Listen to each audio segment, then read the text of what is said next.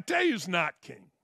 And I've told you about this guy forever and ever and ever. Gregg Doyel of the Indy Star. He stepped in it last night, and now the nation has known what I've known, which is Gregg Doyel is a creepy, lying pig. I've said it forever. I've told you forever. And it's not just because he wrote a hit piece about me. He wrote the hit piece about me a few years ago because I was telling you all what a cretin this guy is, what a liar this newspaper is, how awful as a human being this guy is, how ridiculous he's treated women, particularly young married women who are depressed, had just had kids. He's awful, has always been. I'd like to give him grace. My wife tells me I need to give him grace, and he's right. But this is a creeper. And yesterday, the whole world got to see it. Now, let's hear Doyel talking to Caitlin Clark in her introductory press conference in Indianapolis. Hi, Caitlin. Gregg Doyel, Indy Star. Real quick, let me do this. You like that? I like that you're here. I like that you're here. I do that at my family after every game, so. Okay, well, let's start doing it to me and we'll be able to get along just fine. So, question is. I like that you're here. Hi.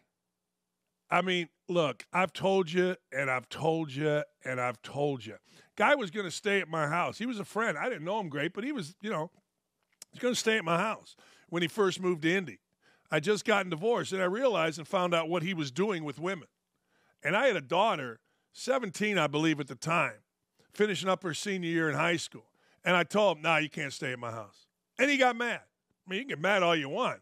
But when I found out what Doyel was doing, there was no chance, none, zero, zip, that he was going to stay in my house with a young woman. And then he had told me of his exploits with women, young women, married women, when he was married. And then I feel okay, I never spoke on this, but once he wrote an article about me and admitted to an adultery, that's how mad I got this guy. That's how defensive I got this guy. He admitted to an adultery. He lied about the particular adultery.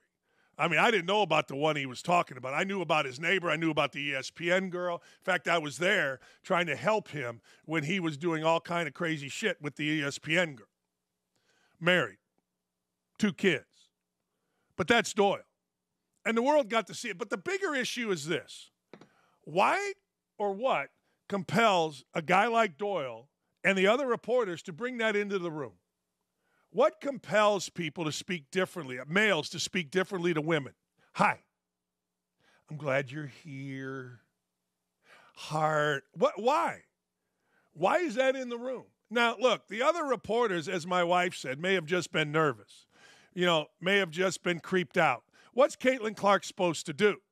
Is she supposed to, I don't know, turn away? It's sad, really.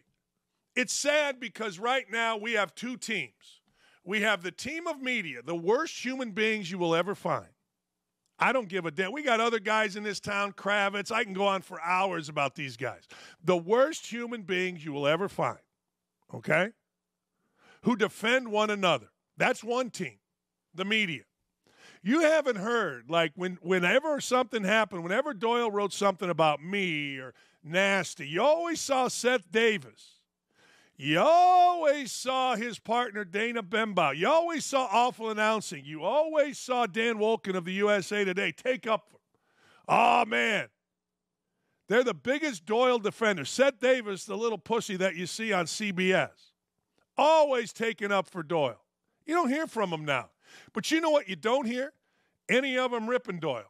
See, Wolken is always coming at different media people. He came at me really hard. He's come at others really hard. Awful announcing. That's their job. But you won't see him come at Doyel.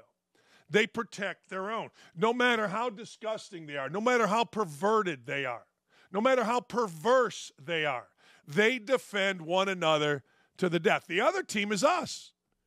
The other team is normal people, people trying to do a job. Outspoken people, not outspoken people. Guy doesn't want to get a vaccine like Carson Wentz. Guy does want to get a vaccine. Guy doesn't play well. Guy throws an interception. Oh, man. That's the other team, us. They can't wait, those media wonks, to come at you, come at me, for whatever. Misspeak on a radio show? Holy cow. Send a picture on Twitter? Oh, my God. They'll come at you. There's two clear teams. Now, the good news is the one team, the media team, is losing its suck because people are starting to realize these are rotten human beings. Like, this isn't Doyle's first offense. Doyle, when interviewing women of Indiana's basketball team, said he made one of them smile. And then he said, well, I see I haven't lost it. Really? You haven't lost what? The ability at 50-some years old to make a college girl smile because you made her uncomfortable? That's Gregg Doyel. That has always been Gregg Doyel. Now, he came out with an apology yesterday. That's great. And he talked about himself being a man of faith. There is nobody you know that is less a man of faith than Gregg Doyel. There is nobody you know that is a bigger dirtbag. Nonviolent crime division, always nonviolent crime division, because that I've met, I knew a killer, a guy convicted of murder, killed a girl 33 times. He stabbed her in my neighborhood. He used to walk around our neighborhood. Jeffrey Beering. So, nonviolent crime division. Knew another guy, friend of mine, sawed-off shotgun Arby's. Nonviolent crime division. He's the worst human being you'll know. He is. And everybody's known it. But nobody will do anything. The Indy Star, Doyle once told me, you know what? They can't fire me. I'm the only thing people read. If I go, the whole Star folds down. He might be right. He might be right. But isn't it interesting? Well, it's not interesting. Isn't it pathetic that this guy decides, because of his sexual proclivities or his perversions, that the biggest star in the game comes to Indy and she's forced to sit up there while this cretin, look at this deliverance-looking fool. This deliverance-looking fool, all he needs is a banjo, and that's exactly what he would be. And he looks worse in real life. This creep had to ruin what should have been a celebration of women's sports, of the Indiana Fever, of the WNBA for young girls. And this is what we're talking about. But he gets to go make an apology, and he talks about himself as a man of faith. My ass. Oh, boy. What a complete joke. But it'll pass, and we'll go on. But at least he's been exposed for who he is. I want to give him grace. I do. I don't want to be him and pile on. But it's really difficult. It is really, really difficult because the fact of the matter is he's just typical. How many times have you seen a friend of yours, including Joe Biden, that talks to an African-American? Joe Biden does this all the time, changes the way he talks. How many times is a friend? I used to have a producer. I'm like, why you change the way you talk when a black guy comes on? Doyle changed the way he acted because a young woman, a superstar young woman, was being introduced. Look at this. Is there anything more creepy than this guy? The answer is no. Now, what you're going to see out of his Twitter handle is you're going to see a bunch of things with cats and dogs and rescues because he's going to try to make up. But you know what? We know. Everybody knows. And the last thing about Doyle is he loves this. He's that pathetic. Now, he's really that pathetic. He just wants people to know him. Now, I don't know if he wants people to know him so he can sneak around married women's houses like he used to do in his neighborhood in Cincinnati, and when the guy left out of the front door, he snuck around in the back door. I don't know. I'm not sure. Who knows? But the truth of the matter is, it's who he is. It's who I've told you he is. He ain't changing. I mean, the whole thing about him is creepy. His life is creepy, family, everything, the whole thing. And you got to see it yesterday. It's a damn shame. It's a damn shame because you know what? He felt it okay to bring that into a press conference. A male reporter, in his view, the most important reporter in the world. He's something. Thought it's okay to bring that into a press conference. That's what I'm going to bring. My creepy voice. Hi, I'm glad you're here. You know, he acts like this certain persona. When it's told, I'm glad you're here, I could see him doing it. And she's got to sit up there and be like, huh, yeah, you like that? Okay. Yeah, I do it to my family. Shows this thing. Why is it okay? Why is it okay? Sage Steele says yes and yes. You've said it for years, Dan. You've lived it, and it's gross. Maybe now he will be held accountable. Shame on the Indy star for enabling his behavior. The issue, I wrote this morning, isn't Doyel's antics at a press conference. I've told you for years who Doyel is. I have.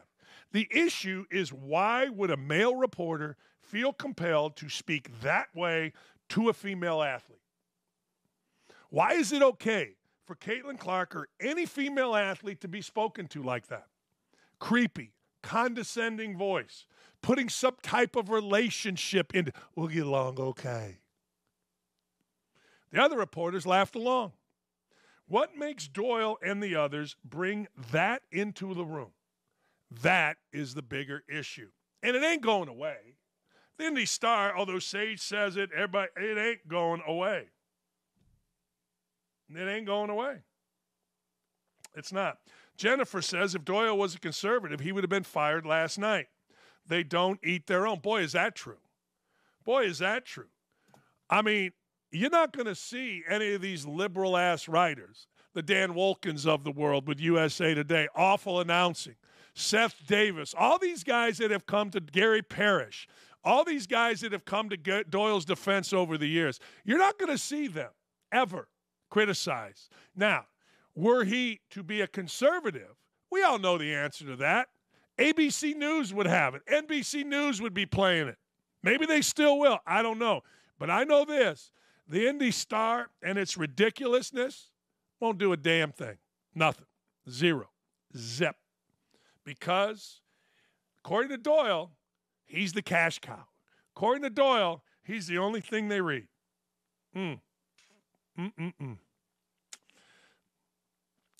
Anyway, I should go on, but that's as much grace as I could give this ridiculous, adulterous, cretin punk. And that's exactly what he is, period. We've seen players suspended, Isaiah Rodgers Jr., for sitting in the locker room on 56th Street, which is the place that houses the Colts, on the Colts property, making bets. You know, to me, that's crap. To me, you're sitting there with your teammate. Duke's playing North Carolina. It's college basketball. It's not in your own sport. Gambling's legal. I don't care whether you do it at the Wendy's across the street or your own facility. I don't care. That's all fine with me, but he got suspended. The reason it's not fine is because there's big signs everywhere about don't bet at the facility. There are. But Jontay Porter took it to another level. Jontay Porter went Pete Rose without the protection, without the lawyers. Jontay Porter, who is a nondescript player for the Toronto Raptors, decided that it was okay for him to not only bet, but bet on NBA games, bet on the Raptors, bet on the Raptors to lose, bet on his own performance, and tell other gamblers of his health situation, which on March 30th led to him not playing, the under hit. Next thing you know, everybody got fat. However, next thing you know, Jontay Porter is banned forever. He did the holy grail of sports betting. Bet on himself, told information, which they tell you don't give any information out. Don't do that. Bet on his team, bet against his team, bet on NBA games. I mean, that's the holy grail. What else can you do? I mean, he did the entire gamut. And the NBA said, nay, Nanook. Listen to this. Toronto Raptors center Jontay Porter owned and operated a VIP account at FanDuel in Colorado that wagered millions of dollars. From 2021 to 2023, multiple sources with direct knowledge told the Action Network. ESPN reported in March that Jontay was under investigation by the NBA due to irregular betting activity on his prop bets. Prop bets, for those of you that don't know, are side bets, meaning I'm going to hit over 1.5 or under 1.5 threes. I'm going to get over 8 points or under 8 points. Those are prop bets. Those are individual bets on individuals, aside from the game bet. Toronto -3, over under 168 points or whatever it is. Those are different. So prop bets you bet on yourself, just as a point of clarification. During 2 games earlier this season, wagers on Porter to underperform were the most profitable bets of the day. So people asked me, Dan, how can they find this out? Well, everything is monitored. Everything. So prop bets, let's just say for the sake of argument, let's say that most prop bets never generate more than $10,000 in betting action. I don't know what the number is, but let's say that. Okay? These particular bets, they're in these 2 games, on Jontay Porter quadrupled, tenfold, 10 times that, which to gambling regulators who are looking at this every day, every action, turns on a light above their head. You've seen the cartoons. Ding, here goes a light. And they start looking into it. All right. So in both bets, they were bet big money for Porter to underperform. Those were the most profitable of the day. And according to data from DraftKings, Porter played but left early in both games with reported ailments. Each time, anyone who bet on the under on Porter's props profited.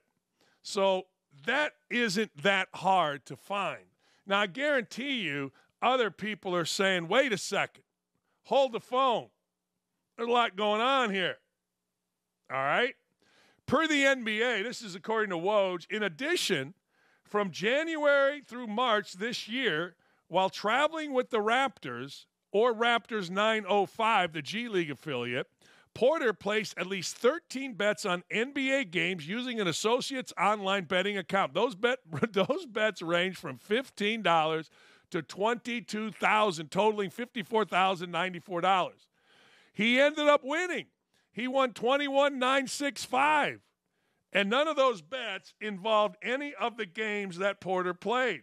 So here's how I got this figured. He's traveling, whatever, and he's in a state where you can have legalized gambling. Like, you don't have it in every state, but you do here where Porter apparently was. So Porter said, hey, what the hell? I got my phone. I know who's going to win. I got some information. But it gets worse for Porter. Per league statement, again, according to Woj, the league's investigation found that prior to the Raptors' March 20th game, Porter disclosed confidential information about his own health status to an individual he knew to be an NBA bettor. Another individual with whom Porter associated and knew to be an NBA bettor subsequently placed an $80,000 parlay prop bet with an online sports book to win $1.1 million, wagering that Porter would underperform in the game. Now, look, this is so obvious. This is what I just said. Nobody places an $80,000 bet. If everybody placed an $80,000 bet on a prop bet on a guy like Jontay Porter, no problem. It wouldn't have been discovered.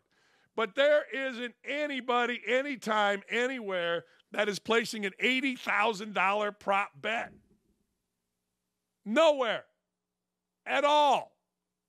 So if one shows up, things that make you go, things that make you go, that goes, Now listen to this. Most damning, and this is the most damning, and Woj has this right, for Porter and the NBA itself, he bet the Raptors to lose, according to the league investigation. Now, the first response was from Tony Bruno. Did he cover?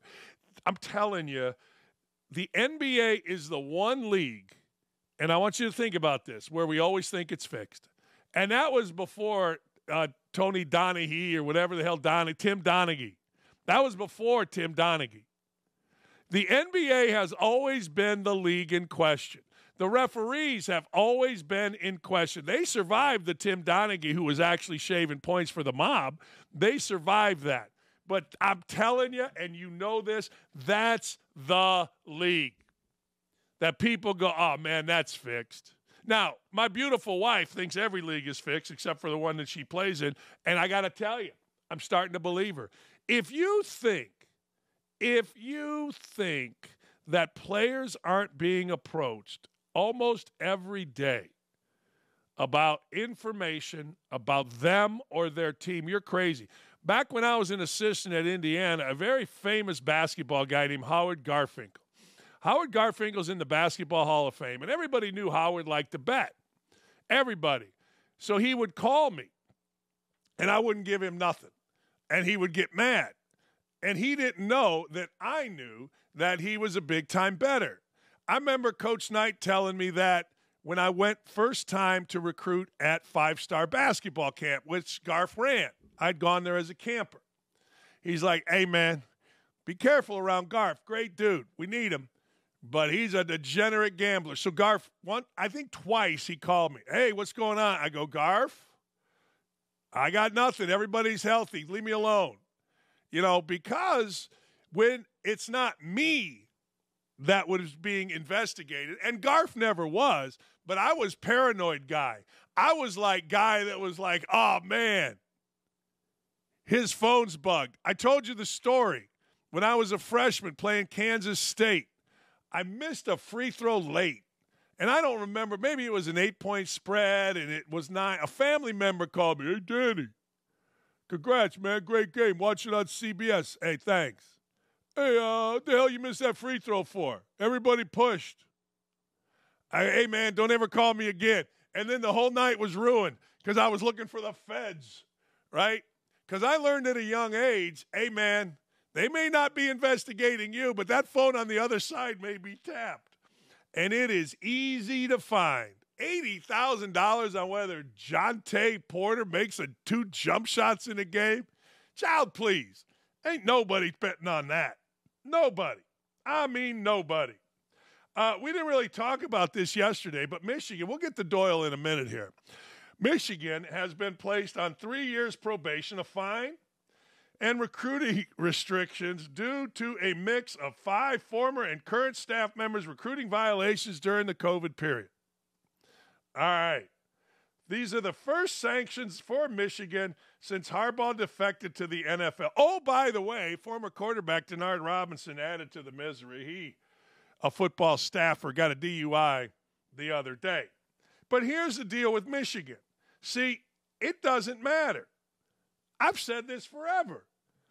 And people don't understand. A guy like Denard Robinson, 3 o'clock in the morning, gets a DUI. He'll be fine. He's a legend. You get one, you're fired. I get one, I'm fired, I assume. But here's the deal with Michigan. I've said this forever, and I'll say it again. It pays to cheat.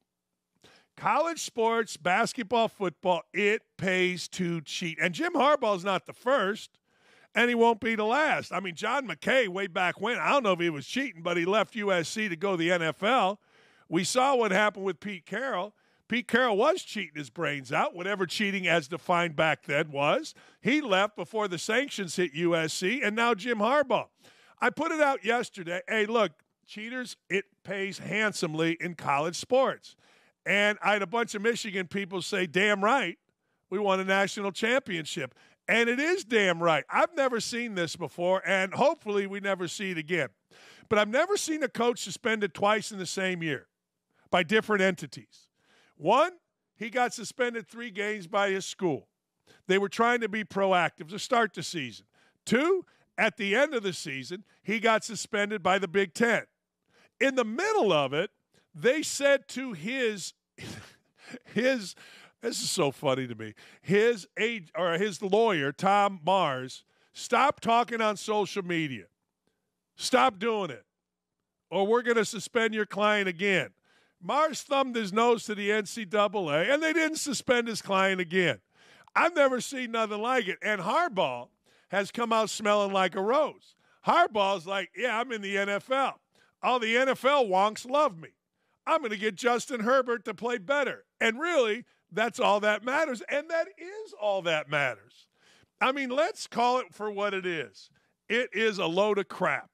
Nobody cares about cheating. No one's ever cared about cheating.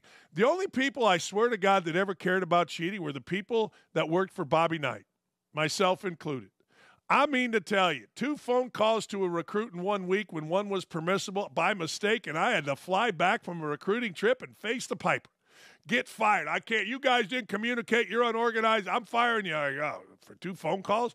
You know what they're doing at Illinois? You know what they're doing at your beloved Duke? You have any idea what they're doing at all these places? But, hey, you go ahead and fire my sorry ass and the other assistant for not talking about a phone call in a week.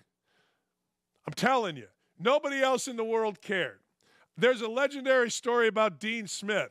Clemson coach Tate Slock was recruiting the great Phil Ford. Look up Phil Ford if you don't know who he is. Phil lived in a real rural part, I think, of North Carolina. Tate, who was at Clemson at the time, got the money to clear out a driveway to Phil's house. All they had was a gravel road. He got trees removed, cleared it out. Nice driveway. When they came back a day later to go recruit Phil, guess what? Dean Smith had paved the driveway. That's right. And Dean Smith's like the patron saint of college basketball. Child, please. College basketball cheating, college football cheating's been going on forever. And you know why? Because it's worth it. Let me ask you a question. What do you not get another job for? You can never get another job if you cheat. Wrong. Will Wade's rolling. No, you can't get another job if you lose. If you lose, you're a pariah. If you lose, you have leprosy. If you lose, you ain't even getting an interview. Doesn't matter if you lose the right way. Doesn't matter if you raise money, graduate kids. Doesn't matter. Lose, as the great Royce Waltman said, and you are a pariah. Win, get caught screwing the mother of the school president along with the mother of blah, blah, blah, blah, blah. You got another job. Cheat, doesn't matter. And you're seeing it with Harbaugh. And frankly, it's a little disgusting. I mean, Harbaugh is just like his dad. His dad, Jack, is considered a legendary coach. His dad, Jack, tried it for 1 year in the MAC. He went from a 1AA to Western Michigan, got his brains beat out. I mean, got his ass kicked.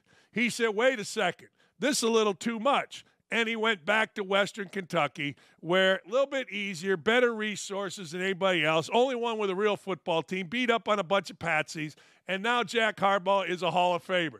Couldn't handle it in the MAC as a football coach. Same thing with Harbaugh, getting his ass beat, getting his salary deducted, getting ready to get fired. His assistants are all scrambling to go somewhere else because they know this ship is sinking, decided to start cheating. Makes a business decision, and a smart business decision. So he decides to start cheating, gets some guys in there that are stealing signs, has an offensive coordinator currently under investigation by the FBI for diving in computer-wise, computer crime-wise, federal crime-wise, into other schools' practice plans and computers. He hacks them. So he's looking at some time. You got an underage, or you got a staff for an underage guy hitting on underage girls, or actually an of-age guy hitting on underage girls. The world is crazy. But all the while, Harbaugh starts cheating, and he wins. And we know what happens when you win. Oh, man, you are king for the day. You put on that crown that's over my left shoulder. That's right. So good for Harbaugh. Bad for everybody else. Now they got to deal with the residual effect, and it's not that bad. Recruiting restrictions, people still want to go to Michigan and other things. But Harbaugh's king. Winning is king, and don't at me about it. Woman who accused Trevor Bauer of sexual assault, well, guess what? Now, this is a great point. One of my former players just texted me. Of all the disgusting, creepy stuff you know about, imagine what you don't know. That's right, about Gregg Doyel. That's a great point. Thank you, Brandon. Brandon's one of my former players. His son's going to go play at Bowling Green. Brandon's the best point guard I ever coached. Unbelievable. Yeah. I like being a coach, ex-coach. I guess it's no different than any other business. People that worked with you still keep in contact. It's fun. All right. I don't understand, and maybe I'm wrong, but why isn't Trevor Bauer in the big leagues? Like, can somebody explain that to me? Why isn't Trevor Bauer, like, what? According to the law, what's he done wrong? I mean, he's been reckless. He had consensual sex, apparently, with women that turned out to be, well, not so virtuous. Listen to this. A woman who accused former Major Leaguer Trevor Bauer of sexual assault has been indicted by a grand jury in Arizona on felony charges of fraudulent schemes and theft by extortion. Darcy Adana Ezemimu knowingly did obtain a benefit from Trevor Anthony Bauer by means of fraudulent pretenses, representation, promises, or marital omission. Now listen to this. How many times has this happened to dudes? According to the indictment dated March 19th, filed Monday in the Superior Court of Arizona in Maricopa County, Esamanu knowingly did obtain or sought to obtain property or services by means of a threat to, in the future, to expose a secret or an asserted fact in a social media message or in any other manner involving another individual. That individual is not associated with Bauer. This woman faked being pregnant and other things is what she did. Now, I got to tell you, that should be punished. Look, when you're in your 20s, your teens, there ain't nothing worse than thinking someone's pregnant. Nothing. Look, I'm not going to say that happened to me or it didn't happen to me, except it did happen to me. And I'm like, oh, that's no good. Holy cow, God, I swear to God, I'll never do. You know what I mean? But the fact of the matter is, women that fake that, because only the women know, dudes don't know, women that hold that up for ransom should be punished. That's dirty business. Now, I don't know if it's a felony. I don't know what else she did. But I got to tell you, going back to Bauer, I mean, the one woman who said he beat her, laying there in bed, taking videos of him after the alleged beating, laughing and kind of being prideful that she had sex with Bauer. This woman is under felony charge. Are we scared? Like, our Major League Baseball team scared to put Trevor Bauer on the roster? Are they fearful of what? Like what? Like, if you put Trevor Bauer on the roster, people are going to go, hey, good for you. You stood up. Now, there's always a backstory, and I don't know what the backstory is. There have been people that say, well, you don't know the half of it. There's more to come out. Okay, well, maybe that's the more to come out. When the first crazy woman was shown with videos and Bauer said, look, this is what I'm dealing with, people said, well, there's more. Well, here's another one, and it ain't on him. I would love, as a Cub fan and as a massive defender of women, I would love for Trevor Bauer to be on the Cubs. I don't care if he's on the roster. I care if he's on, like, go to spring training, get in the minors, see if you can recapture your form, and away you go. There ain't nothing wrong with that in my world. I would love that. Who's going to get mad? Here's something from Trevor Bauer right here. Here's what Bauer had to say. Now, it's hard to keep track, but she's made at least 4 seven-figure demands over the last few years. More than a year after the one time we slept together, and only after Lindsay Hill made up her false allegations, Adana retained a lawyer. She then demanded $3.6 million and claimed I forced her to have an abortion, leaving her emotionally devastated and irretrievably damaged by it. But here's the thing, she never had an abortion because she was never even pregnant, and that's corroborated by her own medical records. When I refused to pay her the $3.6 million she was asking for, she made up a bogus sexual assault claim and filed a civil suit against me. In that version of her story, she claimed, for the first time by the way, that there was non-consensual sex, but her texts from the next morning show what actually happened. Remember this text in which she explains why she came on to me? She also claims that instead of an abortion, she actually had a miscarriage, but that's impossible, of course, because, again, she was never even pregnant. We now have emails between her and the first 2 law firms that dropped her, in which they acknowledge they never had any evidence to support her claims, but they'll try to get my money anyway. I then shared an audio recording I have in which Adana contradicts her own claims and asks me for money. In the emails, her lawyers agreed that that's insurmountable evidence, and they inform Adana that they can no longer represent her unless she can provide documentation or proof of her claims. Of course, she couldn't do that, so the law firm urged her to consult other law firms with different standards. Now, Adana has filed more than 10 police reports claiming sexual assault or harassment against other men, including at least one other professional athlete.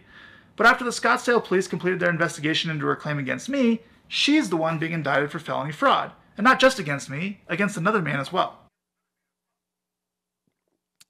Trevor, I want you back in the bigs, but you got to make better choices.